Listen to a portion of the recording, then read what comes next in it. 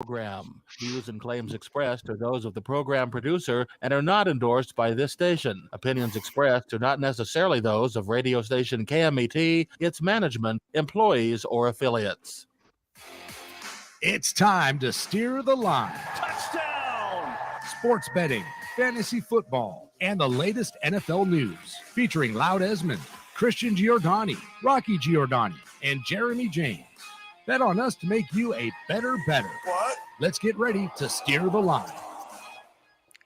Good afternoon, folks. Welcome to another segment of Steer the Line. I am your host and statistical analyst expert, Christian Giordani. Alongside with me, we have Jeremy James, our fantasy football guru, Loudesmon, our professional sports handicapper, and Rocky Giordani, our ex-professional athlete. How you fellas doing so far with this upcoming Week 16? Well, it started off good for you Rams fans, yeah? Yes, it did. Rock, you're muted. Nah. As always. Awesome. Yeah, Ram game was awesome. Couldn't believe it. Watched every second of it. Loved it. Yes. I know Lou was hating it. I told Lou about the fourth quarter. Lou tuned out. I actually got a random Rams question for you guys. Go ahead. If you don't mind, if I take a quick second. I haven't watched a lot of Rams. I've seen a couple of games, but I watch, Talk Football TV daily. Why is nobody talking about Aaron Donald this season? I have not hardly heard his name peeped. Is he having a down season? What kind of he's having a down season. He hasn't hit anybody with a helmet lately. Okay, so Aaron Donald, if you look every game, they'll close it in at least twice. He's getting double and sometimes triple teamed. So he's freeing up other players. Other players are making more noise. He's definitely doing his job. He's not having a quiet season at all. They all started off bad. I mean, a bunch of teams started off bad, but he's playing very well. Actually, he's disrupting every play. They're triple teaming him every play. To answer Jeremy's questions just by statistical analysis point, Aaron Donald hasn't hit a quarterback in the last 5 weeks. That's why his name has been called. But the biggest thing about that, he has been getting doubled and triple teamed. He's actually has the most triple teams this season all year long, which is a great stat in itself. But it's been opening up guys like Kobe Turner and Byron Young, the two rookies for the Rams. They're both leading in sacks for rookies this year, and Byron Young is leading in tackles. So he's getting the Travis Kelce treatment because that's what everybody's doing to the Chiefs now. 3 guys on Travis Kelce. Yeah. One close, one middle, one deep. And they follow him everywhere. By the way, I want to thank the broadcast crew last night for that Thursday night football game for pointing something out that was really important, which is Derek Carr is getting a lot of crap in New Orleans, just like he did in Vegas, and before that in Oakland, which is totally unjustified.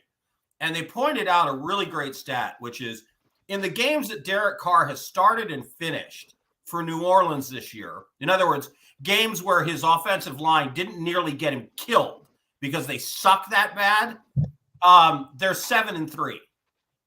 In games where he did not finish the game, they're 0-3. So if Derek Carr had stayed on the field, it's likely the New Orleans Saints are 10-3 going into that game last night. His O-line is just terrible.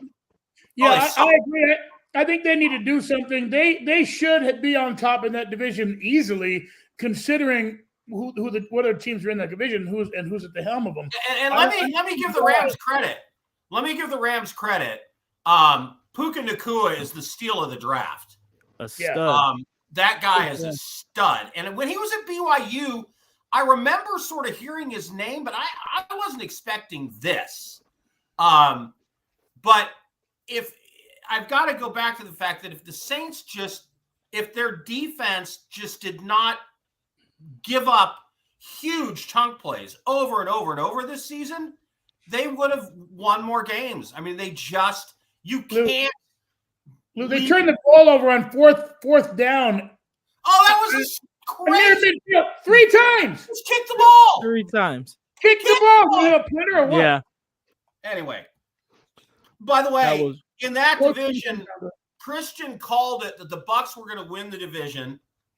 And now that looks likely because the Buccaneers, I swear to God, they're the luckiest team in the world this season.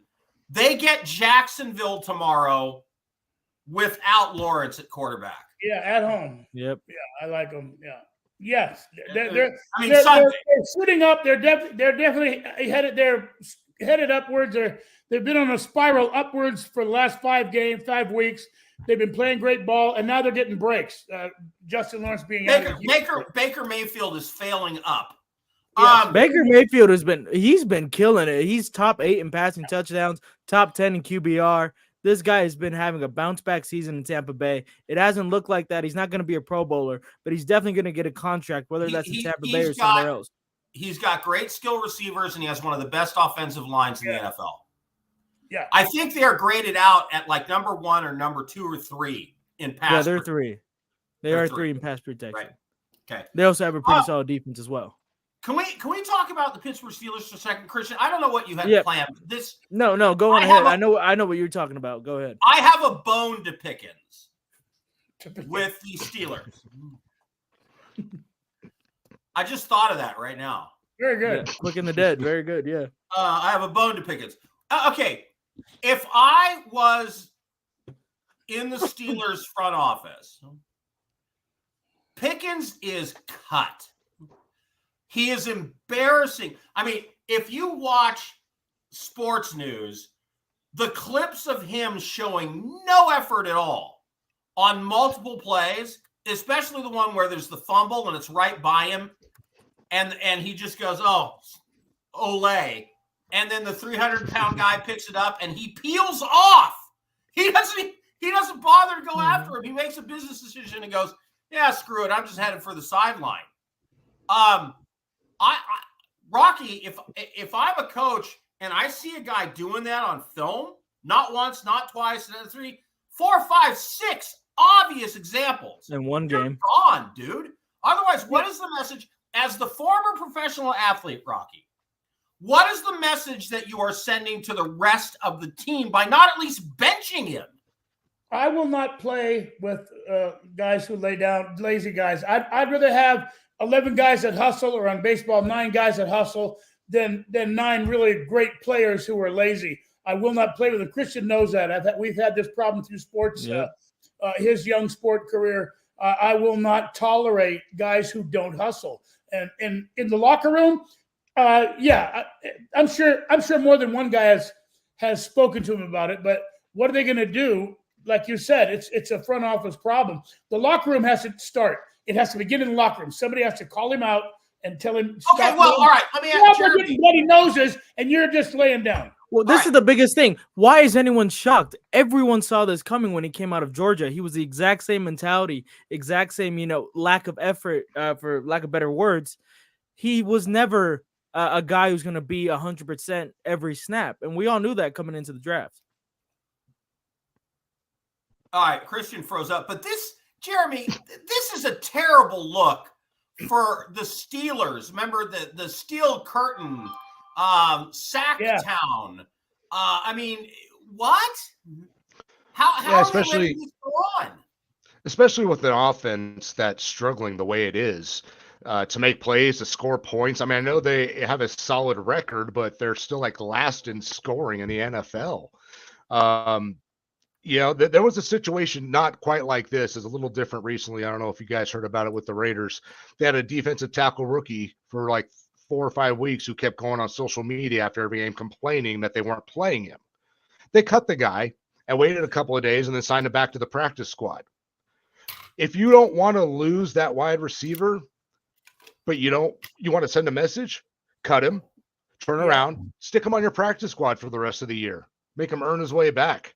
And, that way you don't lose that talent, because he is a solid receiver, but, maybe you can light a fire under his butt a little bit to actually put in some effort for the rest of the team. And if he's just not going to do it, there's other talented wide receivers who will. Trade him. I don't think cut would be the first option for me. You got to trade a guy with young talent as well. I don't want him kind of coach. A lot of guys are going to want him. Who wouldn't want George Pickens? I get the attitude problem. But he's still a talented receiver. At least one team would be, quote unquote, dumb enough to pick him up. For why lose him for nothing? We get him for at least a 6th rounder, 5th rounder, 3rd rounder. Yeah, I could see that. But so So let's all agree that Mike Tomlin is not a coach that would normally tolerate this. He's cut and benched players previously for a lot less. So here's my question for you, Rocky. Why is this not happening? What's your thought process? No, I was absolutely no idea. I can't imagine. I would imagine there must be something going on now. Somebody must have spoken to him. I can't imagine Mike Tomlin not having a beat the dog session with him. I mean, I can't believe that they haven't already gone through this in Tomlin's office at least once. And I have no idea what the solution is now. Like, I like Jeremy's solution: cut him, bring him back, put him in the practice squad, or just put him on the practice squad, leave him there, or just bench him. Just say. Yeah. Take your ass, clean out your locker, go home for the rest of the season. I can tell you why he's still on the field, and Mike Tomlin's having to put up with this BS. Why? The front office move. George Pickens puts butts in the seats. They want him on the field whether he works or not. Well, that's great. He puts butts in the seats, but he doesn't put butts on the ground when he's blocking, Jeremy. No, but if they were out of the playoff hunt, I could see it happening. But they need him right now. Even if he's not going to block 6 times a game, they still need his 6 catches a game at least. So as long as they're in the playoff hunt, they're going to leave him out there. But the minute they're eliminated, he probably won't play the rest of the season. I wouldn't. I just think organizationally that sends such a terrible message. Well, if you're talented enough, you can get away with being an a-hole. Yeah, and that's never been the Steelers. That's never been the Steelers. Never. Yeah, right. But we have seen it through the NFL for plenty of years. No, we have. I mean, the NFL has brought back a lot of questionable guys, but it hasn't been the Steelers. Yeah. So, there's something going on there. And apparently it's not just Pickens. There's other players that are not putting in the effort. And which begs the question. Now, this sounds crazy, but has Tomlin lost the ability to motivate players? Has he been there too long? I was about to say his tenure's what, 15 years? Something like that? About 12, 13, right around there. That's a long time to coach. And, to be in that process with the way that they work, the way that team does things, maybe he has it. Guys are getting younger.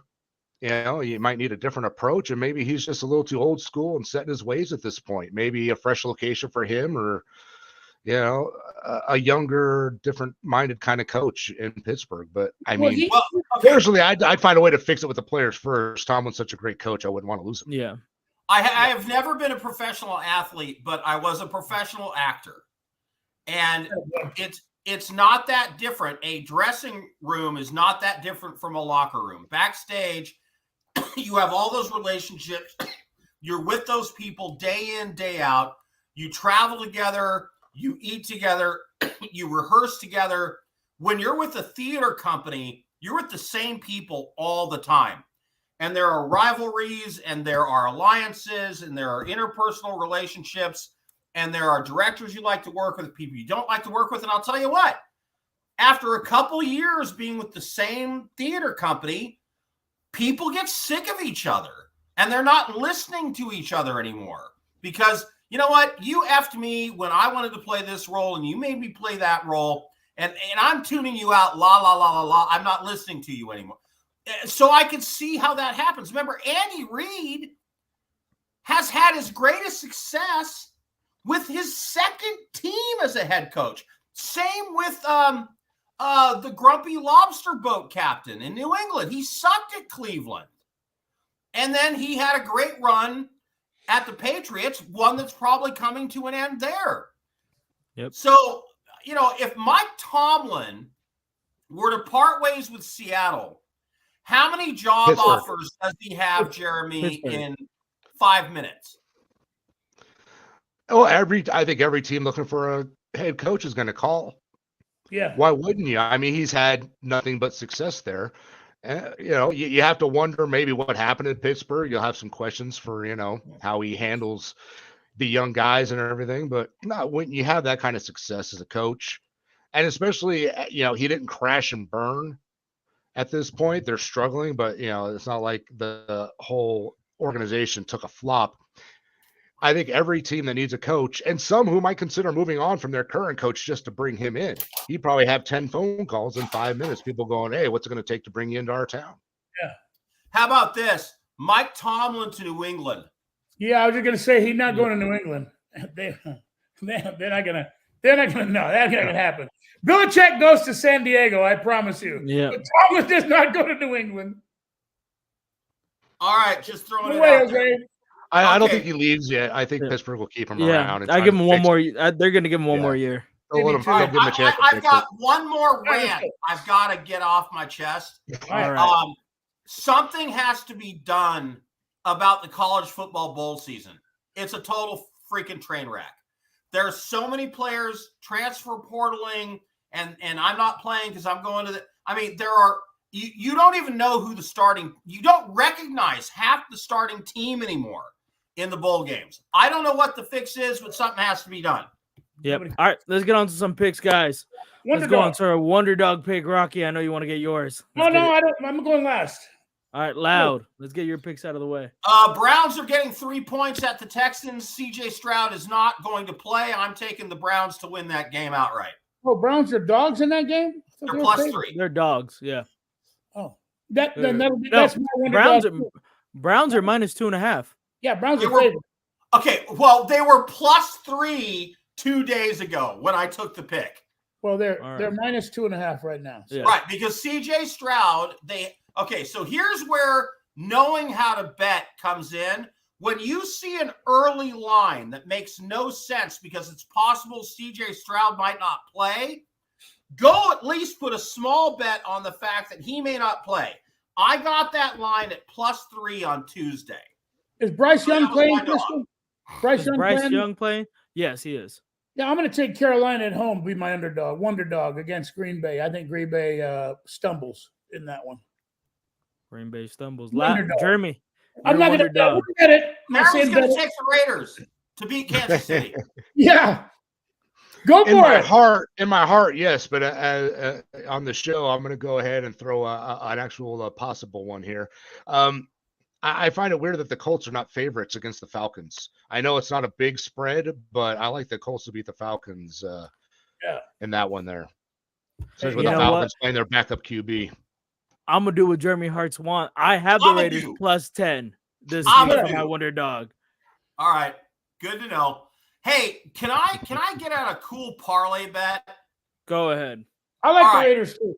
I've got a 7-team parlay bet, mixed college and NFL.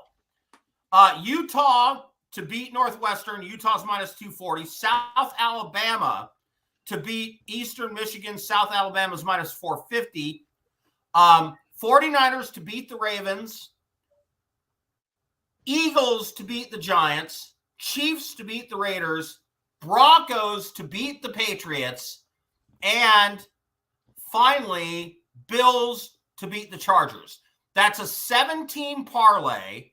A $100 bet on that would pay you $500 back if you hit it. I love all those teams.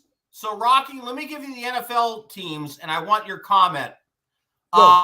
Bills, Chargers. Bills win. I like the Bills. I think they smoke them. Broncos, Patriots. Broncos win. Yeah, they're in New England or they're in Denver. So Denver. Denver. Yeah, I do like Denver. Chiefs, Raiders at Arrowhead, Chiefs. I like the Raiders to cover that spread. Right, but I'm taking the Chiefs to win. Money line. No, money line. Well, they're -500. I'm thinking the Raiders win that one. No. Okay. Yeah. All right. I know. Every dog has a day. Giants, Eagles to win. yeah. The Eagles. What are they? Triple-digit favorites in that one. Yeah. Okay. Ravens, 49ers not against the spread, just to win. Yeah. 49ers to win and cover the spread and whatever else they need to do. Yeah. So when you have a parlay bet going, one of the things you have to do is you take a bunch of obvious favorites and then you take a couple of games that are close because that drives up the odds. And the way to hedge your bet, something that I like to do as somebody who knows about betting, is the games that you think are close, go put a bet on the team that will screw you if it wins. Yeah. Because they're plus 200, plus 300. Yeah. So you take, I think Utah is the one that might screw me on the college side, and the Ravens might screw me on the NFL side. So I put a bet on each of those. And my total outlay is $200. If one of those bets wins between the Ravens against the 49ers or Utah against Northwestern, I make my money back no matter what happens. I break even. If I hit the parlay, I get $600 back on $100. There you go. All right, let me go through the picks real quick that I've got.